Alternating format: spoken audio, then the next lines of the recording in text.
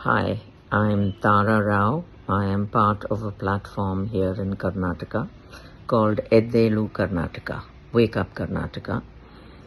We, along with the entire secular organizations, grassroots level organizations and networks in Karnataka, and the secular parties, have formed a network and have been working at trying to address the challenges, the manipulations of SIR. Currently, and for the last 5 months or so, 4 or 5 months, we have been working to figure out what is it that we need to do alongside a SIR process, which is inevitable. So our process has been the following. We have learned from the Bihar elections, West Bengal, Tamil Nadu, Kerala, Assam even, and there are certain things that we would like to take forward in terms of what we've seen that's happened on the ground in those states. For instance, the help desks that were set up, I think they were both in West Bengal and in Tamil Nadu, which have added a lot of support to the electorate. The nativity cards, issuing ID cards to electorate so that they do not have difficulties in terms of documents, that was done in Kerala. We are taking that on and looking at it as permanent residential certificates or domicile certificates. So that is something that is going to go forward. What we are also doing, which we find actually quite critical along with these things, because these things, as we know, as I've mentioned, are not enough. We have a very horrible, tragic, ugly situation that has, for instance, emerged in West Bengal because of the way the SIR was used as a weapon.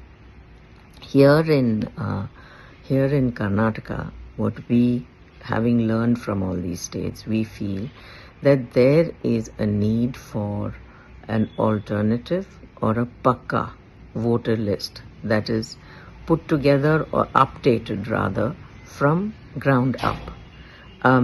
So in the ECI manual, there is something since 2002 when Mr. Lindo was the commissioner.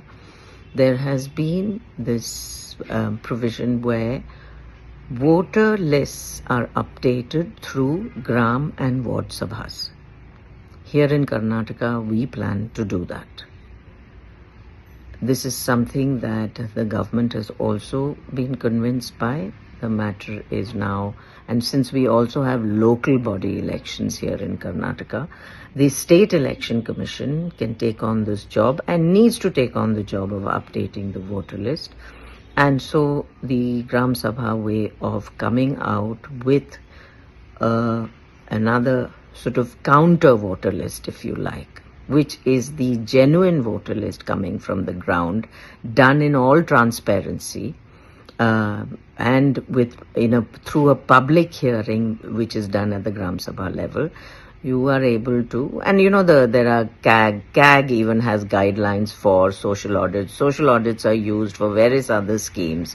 So we are taking a page out of the ECI manual and going to do these Gram Sabhas here. We are hoping the whole thing goes forward. This is what is going to be our weapon.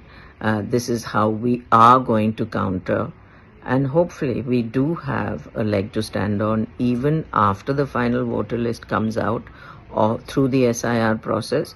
And since our elections are in 2028, we hope that this is something that will work for us, not against us, in battling this out as to, for a democracy to survive, a voter list to start with has to be one that genuinely and transparently reflects the real electorate.